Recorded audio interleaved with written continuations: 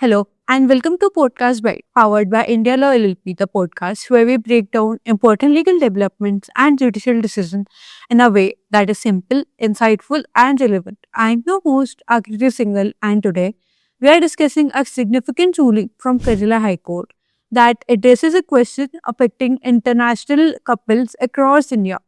Can authorities insist on a no objection certificate or NOC from a foreign embassy before solemnizing a marriage between an Indian citizen and a foreign national under the Special Marriage Act 1954? At the first glance, this may sound like a routine administration requirement, but behind it lies a larger issue involving statutory interpretation, bureaucratic outreach, and the constitutional right to marry. In a recent judgment, the Kerala High Court made its position clear. If the law itself does not require such certificate, administrative authority can't create an additional barrier. So what exactly happened? What was the court reason and why does the ruling matter beyond just one?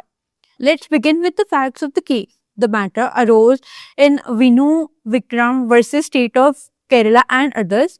The petitioner, an Indian citizen, intended to marry a Sri Lankan woman under provision of Special Marriage Act 1954. Like any couple choosing to marry under this litigation, he followed the prescribed legal procedure. He submitted the notice of intended marriage and the required affidavit before the marriage officer and a sub-registrar of Maveli Kara.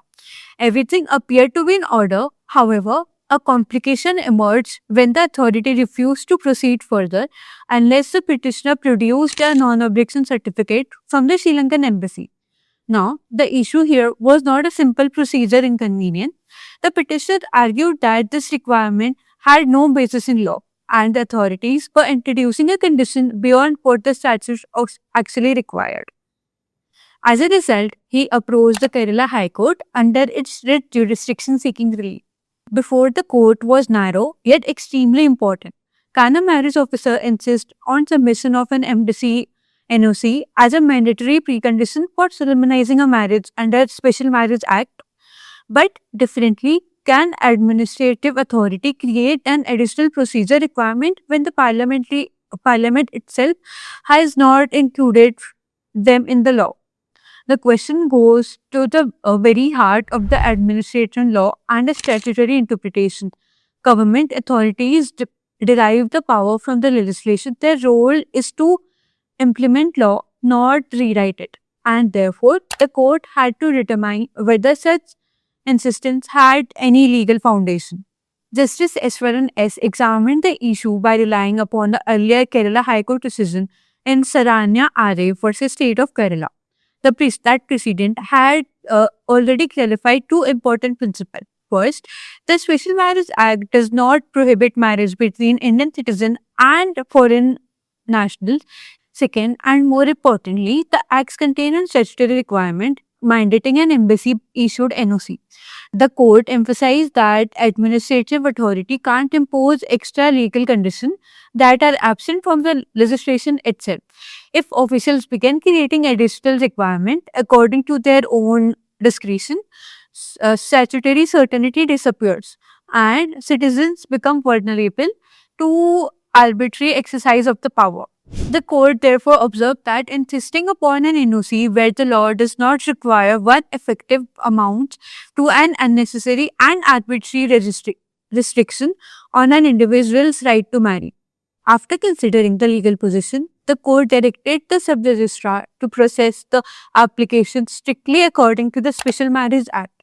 It specifically instructed authorities not to insist upon embassy NOC or the document that is not prescribed as per law. Further, after completion of the statutory notice period, the marriage was directed to proceed in accordance with established procedures. Now, this judgment is important for a reason extending far beyond administration procedure.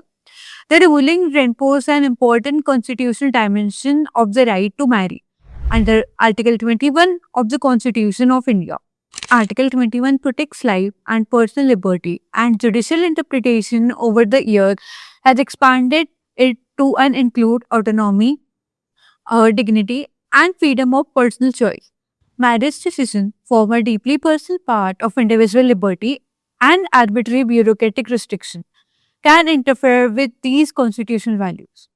These rulings arrive at a time when the cross-border relations and international marriages are becoming increasingly common in a globalized world. For many couples involving foreign national procedure uncertainty and inconsistent administration practices often become a significant obstacle. By eliminating an unnecessary bureaucratic hurdle, Kerala High Court has strengthened legal clarity and reduced administrative arbitrariness. The judgment also sends an important message to marriage officers and authority across the country.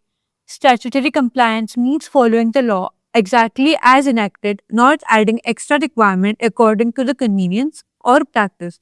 This is a reaffirmation of the principle that administration efficiency cannot come at the expense of legal right. To wrap up, the Kerala High Court decision serves as an important reminder that a statutory authority has a limit. Public official can't create obligation where the law itself is silent. The judgment protects personal liberty, reinforces the constitutional right to marry, and ensures smoother implementation of Special Marriage Act in the international marriages. I'm Akri Singhal and thank you for listening to the edition of the podcast Bite. Until next time, stay informed, stay aware, and keep exploring the law beyond the headlines.